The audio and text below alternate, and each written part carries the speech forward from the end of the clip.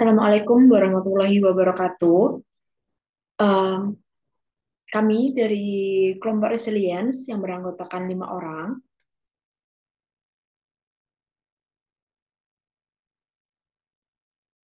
yaitu ada Mbak Eni Masruroh, Luciana Indah, saya sendiri, yaitu yang ketiga ada Mbak Hikmah Fias, yang keempat ada Salsabila Emira, dan juga Yeremias Oga. Nah, pada kesempatan kali ini, kami akan membahas mengenai 3 artikel yang menggunakan terapi intervensi individu, intervensi kelompok, dan juga intervensi komunitas. Nah, intervensi individu ini akan dibahas oleh saya dan Yeremias Oga, dan juga untuk intervensi kelompoknya, nanti itu akan dibahas um, oleh Mbak Aini Masrurah, dan untuk intervensi komunitas akan dibahas oleh Mbak Hikmah Fias dan juga Mbak Salsabila Emira. Seperti itu. Nah, masuk kepada artikel yang pertama, yaitu intervensi individu. Apa sih itu intervensi individu? Nah, intervensi individu itu adalah terapi yang berfokus pada hubungan interpersonal, yang dimana di situ melibatkan ada 2 orang, yaitu antara klien dan juga terapis, yang dimana pada intervensi individu ini terapis membantu klien yang mengalami masalah tingkah laku dan juga kualitas hidup, yang dimana pada hal hal ini terapis itu membantu klien untuk mencari jalan keluar, untuk menemukan jalan keluar, dan kemudian klien mampu untuk memecahkan masalahnya atau mengatasi masalahnya, seperti itu. Nah, pada intervensi individu ini saya mengambil satu artikel yang berjudul Konseling Individual dengan Teknik Modeling Simbolis Terhadap Peningkatan Kemampuan Kontrol Diri. Kenapa artikel ini bisa termasuk ke dalam intervensi individu? Karena pada artikel ini menggunakan ada 3 klien untuk menjadi subjek dalam penelitian ini, yaitu kelas 11 siswa SMK Vijaya Kusuma. Nah, pada artikel ini membahas mengenai peningkatan kemampuan kontrol diri, yang dimana terapis membantu atau melakukan penelitian kontrol diri pada siswa yang memiliki kontrol diri yang rendah. Apa itu kemampuan kontrol diri? Kemampuan kontrol diri itu seperti membimbing, memimpin, mengatur tingkah laku diri sendiri, yang dimana hal itu akan berdampak positif pada individu yang akan mencapai keinginannya, dan hal itu akan berdampak positif untuk individu tersebut. Seperti itu. Nah, kontrol diri itu adalah sebuah tanggung jawab besar ketika kita itu berada pada lingkungan sekolah, lingkungan kerja, lingkungan masyarakat, yang dimana kita harus mengendalikan suasana hati. Di situ suasana hati itu berkuasa untuk atas pikiran, wawasan, dan juga perilaku kita. Yang dimana ketika dalam lingkungan sekolah, lingkungan masyarakat, lingkungan pekerjaan, di situ kita akan berkomunikasi, kita akan bagaimana kita itu memecahkan suatu masalah, bagaimana kita bertingkah laku, dan di situ dapat dilihat bahwa seseorang itu memiliki kontrol diri yang rendah atau memang ia memiliki kontrol diri, memiliki kontrol diri yang baik, seperti itu. Nah, pada artikel ini menggunakan siswa SMK yang dimana itu sudah termasuk ke dalam golongan remaja.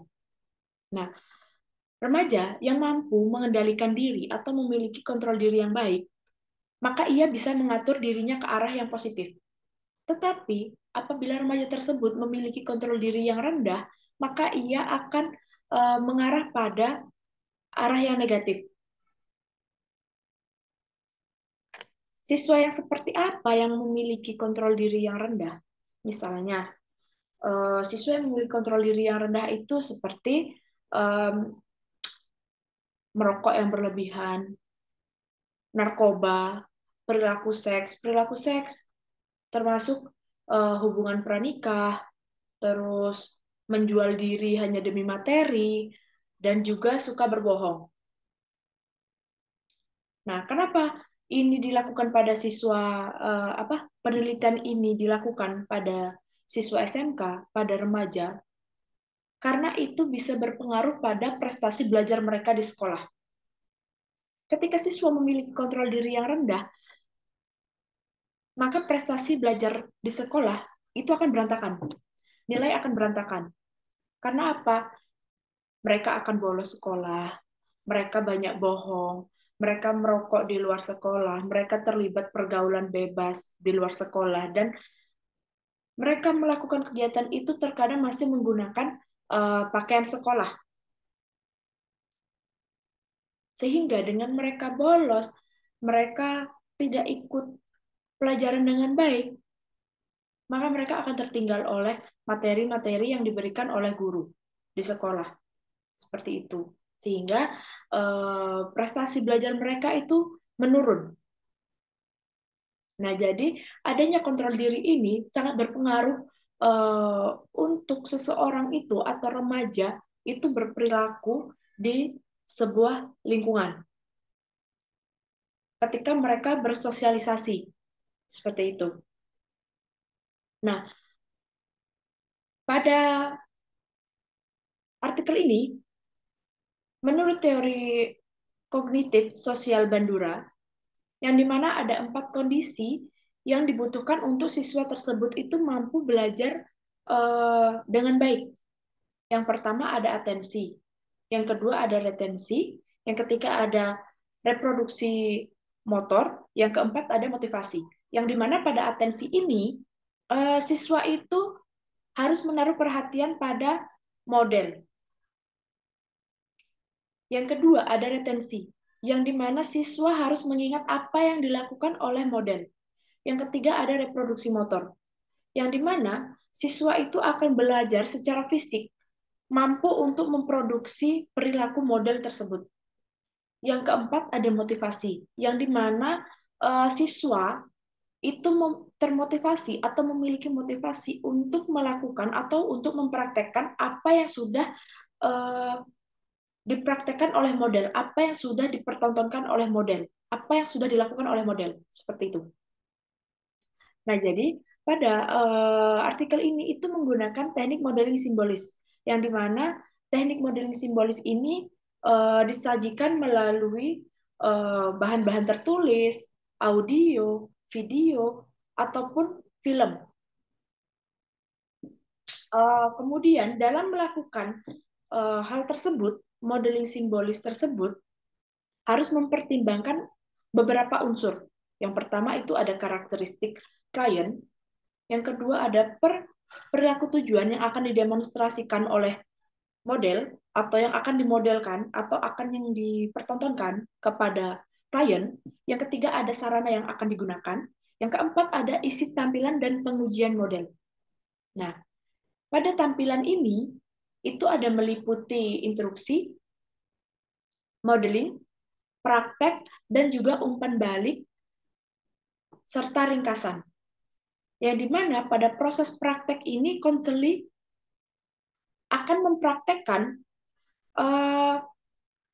atau klien akan mempraktekkan apa yang telah mereka dengar, apa yang telah mereka lihat, apa yang telah mereka baca. Nah, itu di situ mereka apa dirangsang untuk memberikan umpan balik atau melakukan praktek mengulangi apa yang sudah dipraktekkan oleh modeling. Dan di situ mereka disuruh apa ya, melakukan kembali perilaku tersebut atau em, apa yang sudah dilakukan oleh model tersebut, klien itu diminta untuk melakukan kembali apa yang menurut klien itu sulit, maka itu akan dibantu untuk apa, mereka bisa memahami kembali seperti itu. Jadi pada artikel ini itu akan membantu siswa untuk meningkatkan kemampuan kontrol diri mereka dengan menggunakan teknik intervensi individu ini, modeling simbolis seperti itu. Nah, untuk lebih jelasnya lagi akan dilanjutkan oleh teman saya. Seperti itu. Terima kasih.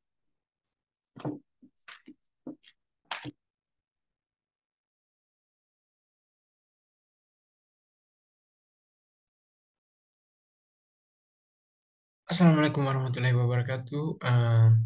Selanjutnya saya akan menjelaskan tentang bagaimana mm, hasil dari jurnal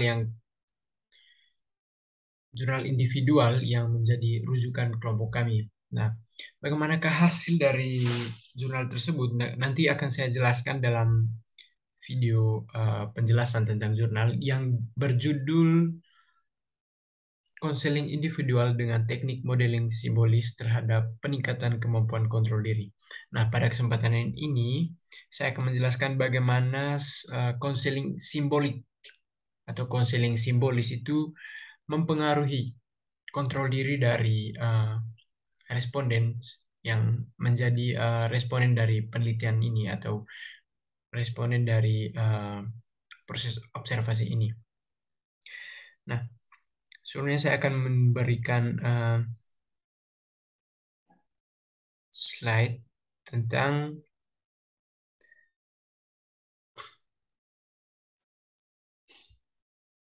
proses konseling individual. Nah, rujukan proses konseling individual kami, rujukannya adalah yaitu dengan melakukan intervensi terhadap 3 responden. Responden yang diambil yaitu antara JT dengan inisial JT, DN, dan SH. Nah, ketiga responden ini akan diberikan konseling individual.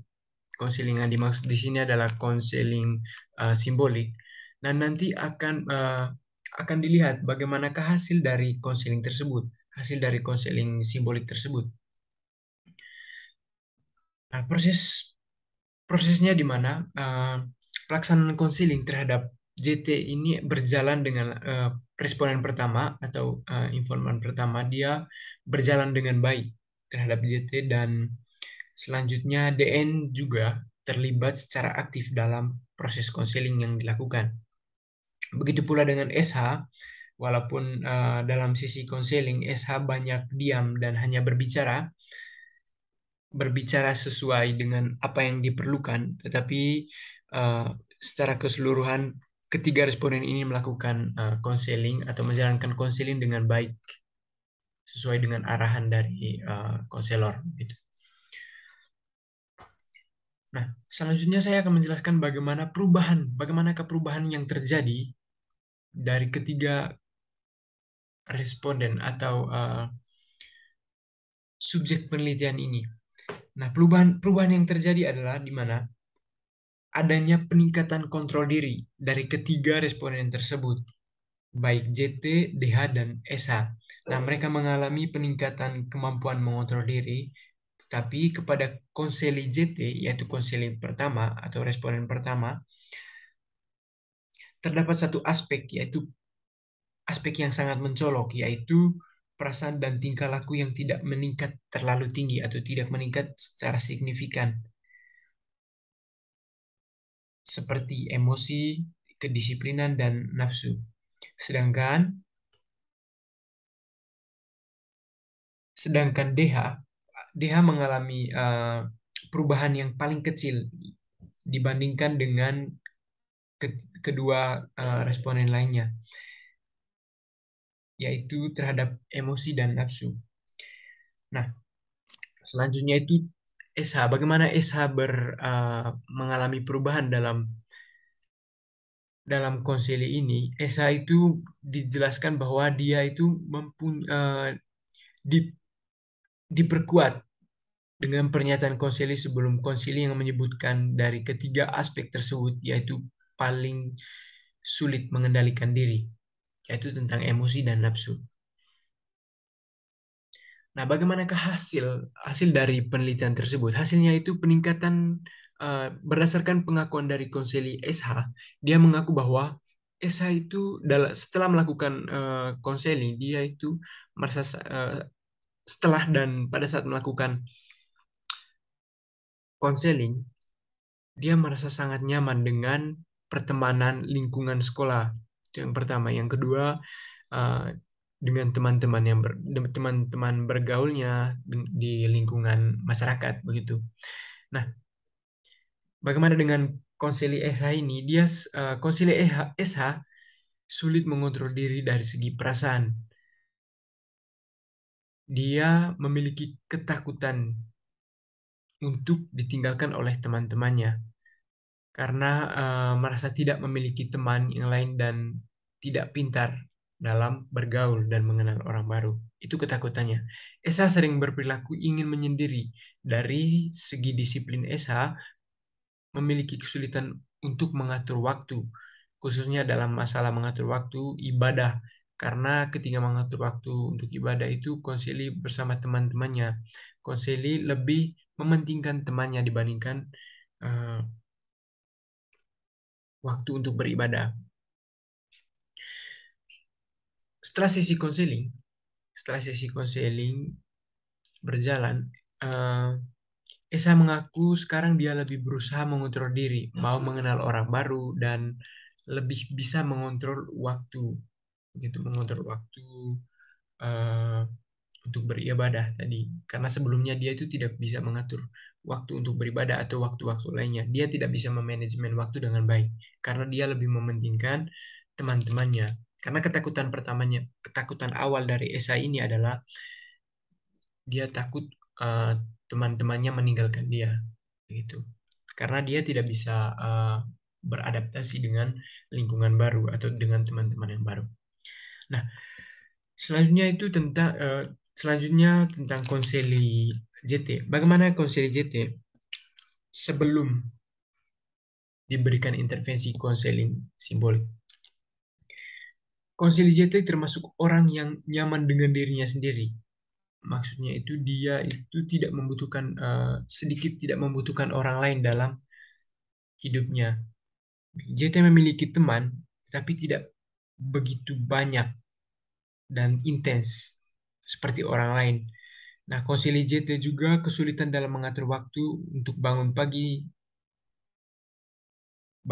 untuk berangkat sekolah, dan sering tidak bisa mengontrol diri di lingkungan rumah maupun sekolah dengan temannya.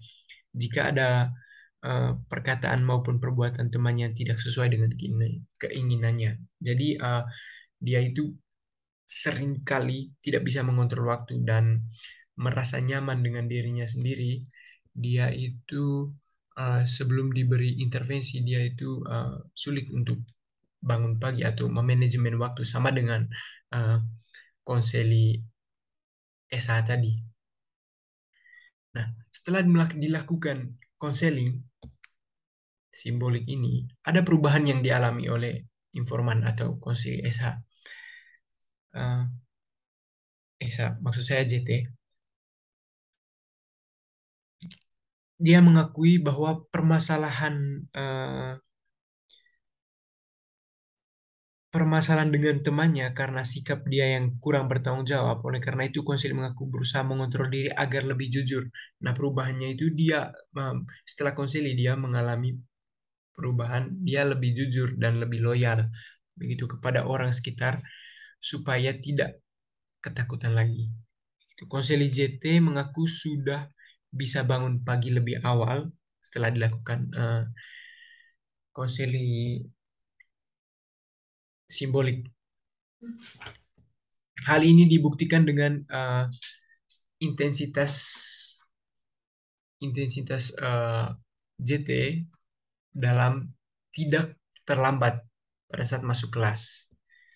Begitu dia lebih, dan perubahan untuk nafsunya dia itu bisa mengontrol diri dalam beraksi atau bertindak. Selanjutnya kepada konseli ketiga, yaitu konseli DN.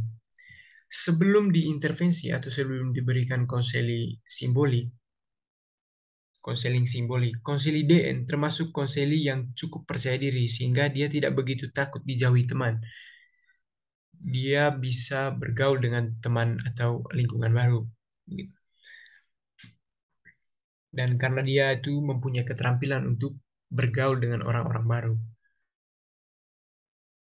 Nah, setelah dilakukan konseling simbolik, DN mengaku bahwa ada perubahan yang dialaminya khususnya dalam mengontrol diri. Nah, jika ada teman yang membuatnya marah, dia itu konseli ini memilih untuk menenangkan diri dan menghindar dan lebih selektif dalam menyelesaikan masalah tersebut. Dan juga mengaku lebih tepat waktu pulang ke rumah karena merasa kasihan pada ibunya yang bekerja sendiri. Permasalahan konseli di atas sesuai dengan pernyataan individu kontrol diri yang rendah, memiliki kecenderungan untuk menjadi impulsif, senang berperilaku beresiko, dan berpikiran sempit. Dalam hal ini, Dan mengaku bahwa karena dia memiliki banyak teman, dia seringkali tidak bisa mengontrol diri untuk membagi waktu dengan temannya dan waktu dengan orang tua atau keluarga. Sehingga sebelum dilakukan konseling, dia itu seringkali terlambat untuk balik ke rumah atau terlambat untuk pulang ke rumah. Setelah dilakukan konseling, dia lebih sering atau lebih cenderung kembali kepada orang tuanya, kembali kepada rumahnya. Nah, di sini disimpulkan bahwa ada hasil atau dari penelitian ini bahwa konseling simbolik ini mempunyai efektivitas terhadap atau memiliki efek yang baik, efek yang efektif terhadap kontrol diri remaja khususnya. Dalam hal ini tentang kontrol diri emosi dan kontrol diri perilaku. Begitu seperti adanya manajemen waktu yang baik, manajemen waktu yang baik dan manajemen emosi. Begitu.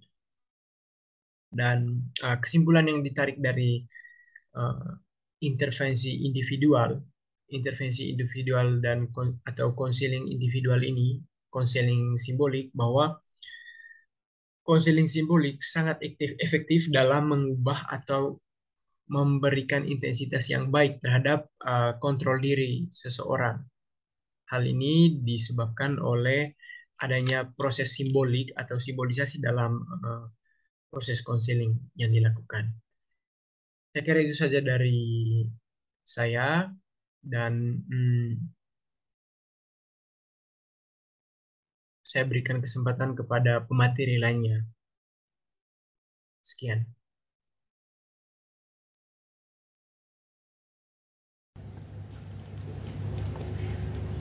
Selanjutnya, intervensi kelompok. Jurnal terkait dengan intervensi kelompok di sini berjudul Efektivitas Intervensi Kelompok untuk meningkatkan self-esteem pada mahasiswa dengan tes anxiety. Di mana jurnal di sini meneliti tentang tes yang diartikan sebagai salah satu indikator keberhasilan mahasiswa dalam menempuh pendidikan.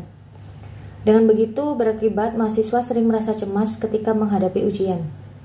Kecemasan dalam menghadapi ujian tersebut berdampak negatif pada kinerja mahasiswa dan menghambat mahasiswa yang ingin menyelesaikan tuntutan akademiknya. Dengan penetapan ujian sebagai indikator kelulusan membuat siswa merasa tertekan hingga menimbulkan perasaan cemas. Kecemasan yang dirasakan oleh siswa spesifik ketika menghadapi ujian disebut juga dengan tes anxiety, di mana menurut Zeidner tes anxiety adalah kumpulan respon fisiologis dan perilaku yang disertai dengan kognisi kemungkinan konsekuensi negatif atau disebut juga kegagalan dalam menghadapi ujian. Lebih lanjut lagi dikatakan bahwa tes anxiety terdiri atas 3 aspek, yaitu kognitif, afektif, dan perilaku. Tes anxiety dapat memuncak pada masa perkuliahan. Banyak penelitian yang menyatakan bahwa tes anxiety paling banyak terjadi pada populasi mahasiswa dengan presentasi 20%. Mahasiswa yang memiliki tes anxiety akan mempengaruhi performa akademiknya.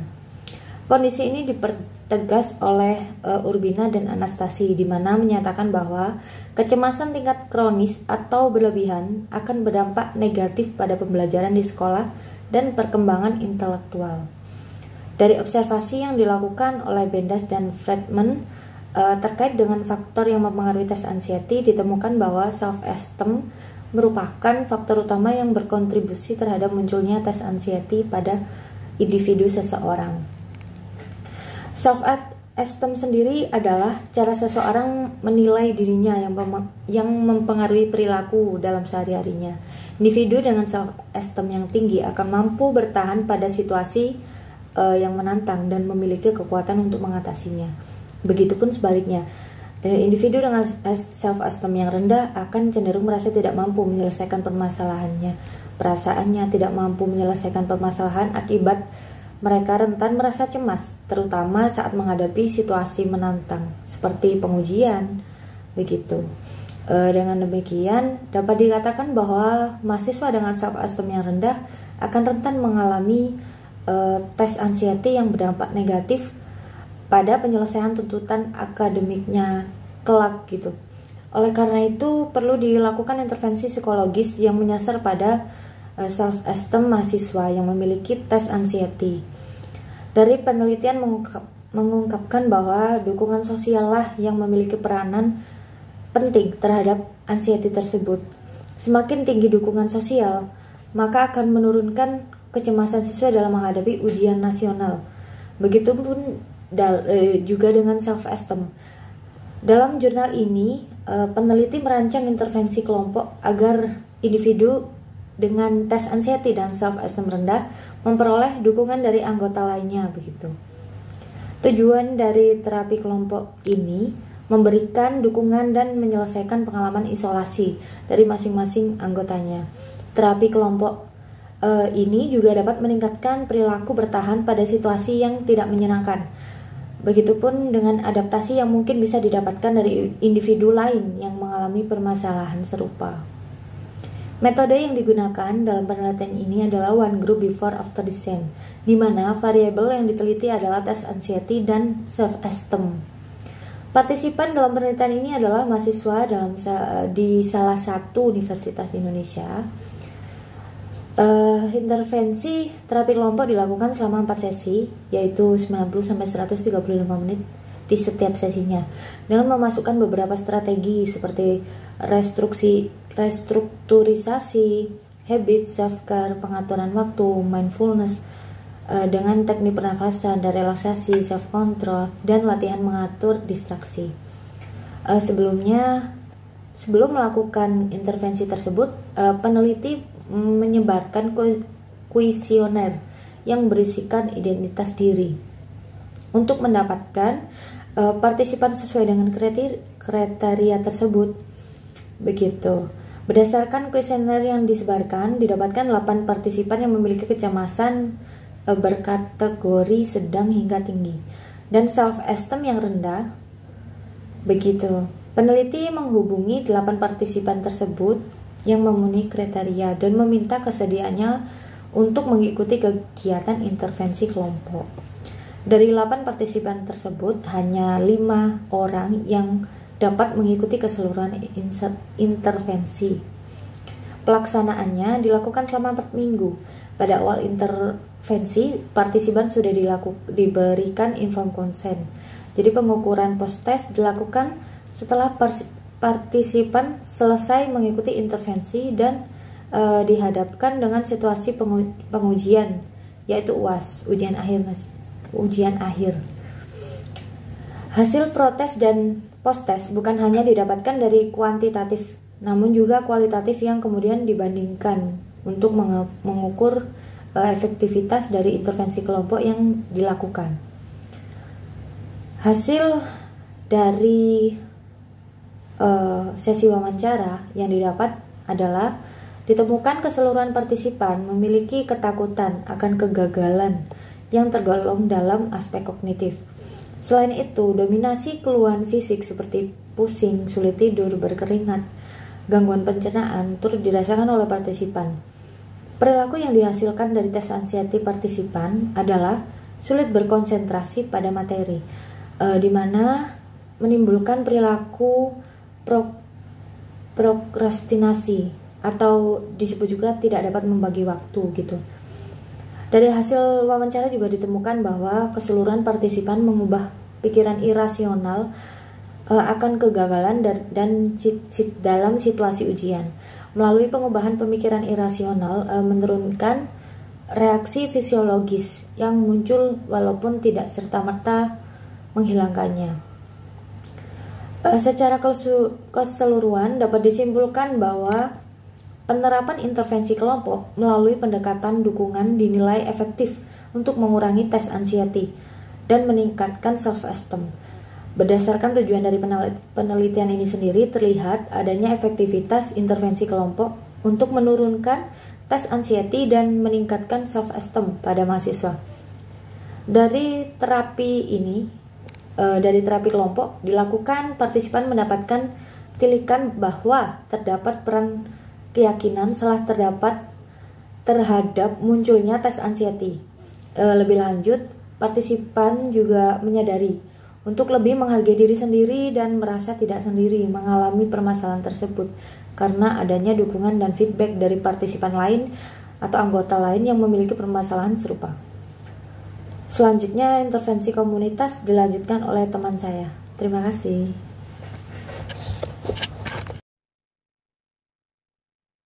Halo semuanya, kenalin aku Fias. Di sini aku akan menjelaskan mengenai intervensi komunitas.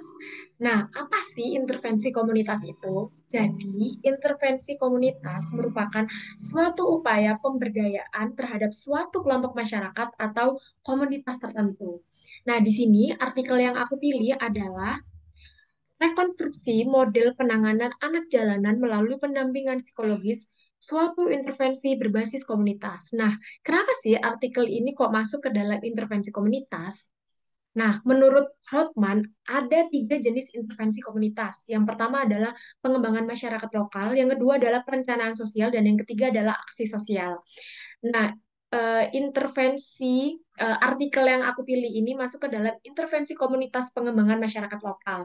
Sejalan dengan definisinya, yaitu proses yang ditujukan untuk menciptakan kemajuan sosial dan ekonomi bagi masyarakat melalui partisipasi aktif serta inisiatif dari masyarakat itu sendiri. Nah, penelitian ini dilakukan di Madrasah Aliyah Modern Al-Islam Yayasan Tribungan Bercahaya Wirowongso, Kecamatan Ajung, Jember. Nah, madrasah ini melakukan pemberdayaan terhadap anak-anak yang ada di sekitaran madrasah. Nah, mereka memiliki kepedulian kepada anak-anak yang mengalami kekurangan dalam berbagai aspek.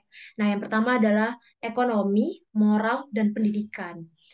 Program pelayanan yang dikembangkan oleh Madrasah Aliyah ini adalah memberikan pendidikan bagi anak-anak miskin, terlantar, putus sekolah, dan anak jalanan. Nah, kegiatan yang dilakukan itu ada yang pertama outreach. Jadi, para staf datang langsung ke lapangan untuk menjangkau anak-anak jalanan.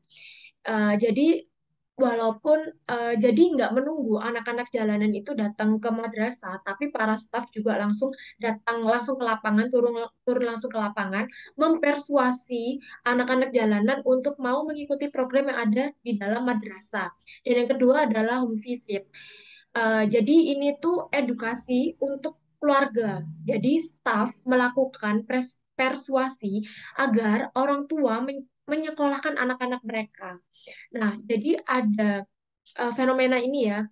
keluarga itu menganggap anak adalah aset sehingga anak didukung untuk bekerja dan tidak menempatkan pendidikan sebagai prioritas. Nah, jadi anak-anak jalan itu kan ada yang ngamen kayak gitu ya. Nah, para orang tua itu lebih setuju untuk anak-anaknya itu bekerja dan membantu perekonomian keluarga dibanding harus melanjutkan sekolah. Nah, yang ketiga adalah kegiatan spiritual. Jadi, kegiatan spiritual ini ada pengajian rutin setiap bulan dan madrasah itu mendatangkan tokoh-tokoh ulama seperti itu. Lalu ada pendidikan non formal, yaitu membaca dan memahami Al-Quran. Materinya dalam kegiatan spiritual ini ada bersyukur, sabar, sholat, dan cara meraih ikhlas. Di sini juga ada pendidikan karakter seperti membentuk peduli, tanggung jawab, dan kerjasama. Lalu program atau kegiatan yang keempat adalah pendidikan formal. Jadi Yayasan Tribungan Bercahaya ini memiliki SMP terbuka yang bekerja sama dengan SMP Negeri Jenggawa. Jadi Madrasah Aliyah Modern Al-Islam juga bekerja sama dengan Madrasah Aliyah Negeri Jember gitu ya. Jadi Yayasan Tribunga Berjaya itu punya SMP gitu kan. Nah, terus madrasahnya itu bekerja sama sama Madrasah Aliyah Negeri Jember. Nah, dalam kerjasama ini terdapat bantuan dana pos untuk operasional pendidikan. Lalu ada kegiatan yang kelima, yaitu okupasi, pengembangan keterampilan dan bimbingan karir yang disiapkan untuk bekerja. Jadi anak-anak jalanan yang ada di dalam madrasah ini mendapatkan program okupasi gitu. Sejauh ini yang sudah dilakukan adalah kursus singkat pengolahan hasil pertanian dan juga menjahit. Nah, program yang keenam ada Rumah Aman. Nah, sebenarnya Rumah Aman ini merupakan pondok pesantren yang memiliki program terpadu, yaitu pendidikan agama. Program ini diadakan dalam rangka memberikan wadah sementara bagi anak-anak jalanan yang memerlukan tempat berlindung agar terhindar dari berbagai kemungkinan yang fatal berupa ancaman dan tekanan lainnya. Dan program yang ketujuh adalah support system, support group atau kelompok bersama ya. Nah, kegiatan ini untuk memberikan penguatan pada anak jalanan dan keluarganya. Tapi forum ini hanya dapat diikuti oleh keluarga dan anak-anak yang secara mental, psikologis, dan fisik jumlah waktunya itu mereka lebih banyak di lingkungan sekolah sama di lingkungan keluarga dibandingkan mereka di jalanan gitu. Nah, support group ini dilakukan waktunya 1 bulan sekali. Terus anak-anak di sini difasilitasi saling berbagi rasa dan saling memberikan dukungan. Jadi yang dibahas adalah anak-anak membicarakan tekanan luar yang kadang masih dialami. Jadi mereka masih sering diajak teman-teman yang masih di jalan untuk ayolah gitu, kita bareng-bareng lagi di jalan kayak gitu. Nah, mereka juga ngobrolin gimana caranya mengajak teman-teman itu yang ada di jalanan mau untuk ikut program yang ada di yayasan atau program lembaga yang dari tadi udah aku sebutin. Nah, tapi ini kan sebenarnya penguatan untuk anak jalanan dan keluarga. Tapi sejauh ini untuk kegiatan yang sama orang tua, support group untuk orang tua, itu masih kesulitan menyesuaikan jadwal antara orang tua yang satu dengan orang tua yang lainnya. Dan program terakhir nih, yang ke-8 adalah kerjasama dengan masyarakat sekitar. Jadi, implikasi dari program okupasi itu kan yang menyiapkan untuk anak-anak siap bekerja ya. Nah, setelah mereka menyelesaikan pendidikan di Madrasah Aliyah nih, mereka akan dirujuk kepada masyarakat sekitar yang membutuhkan jasa, seperti mengecat rumah ataupun bantuan untuk mencuci mobil. Nah, jadi itu penjelasannya aku tadi kenapa kok artikel ini masuk ke dalam intervensi komunitas berbasis pengembangan masyarakat lokal gitu. Karena Madrasah Aliyah ini atau Yayasan Tribungan ini melakukan pemberdayaan kepada masyarakat sekitar daerah itu ya, masyarakat lokalnya daerah di Jember, di daerah madrasah sendiri, dan mereka program ini dilaksanakan atas dasar dan inisiatif dan atas kerjasama dengan masyarakat sekitar yang ada di yang ada di sekitar madrasah. Nah, jadi beberapa kesimpulannya adalah yang pertama, bentuk-bentuk pemberdayaan anak jalanan dilakukan dalam berbagai variasi yang saling melengkapi. Pertama, ada intervensi langsung pada anak jalanan dan keluarga ya. Contohnya tadi ada outreach, shelter home, support group, home visit, pemberdayaan keluarga, dan program okupasi. Dan kesimpulan kedua adalah pendampingan yang dilakukan menggunakan prinsip penerimaan anak jalanan apa adanya. Pemberdayaan dilakukan mencakup aspek sosial, psikologis, dan spiritual. Dan kesimpulan yang ketiga adalah program intervensi berbasis komunitas ini dilakukan oleh lembaga yang memiliki nilai-nilai religius dan komitmen spiritual. Oke, teman-teman, sekian yang bisa aku jelaskan. Selanjutnya akan dilanjutkan oleh partner saya. Terima kasih.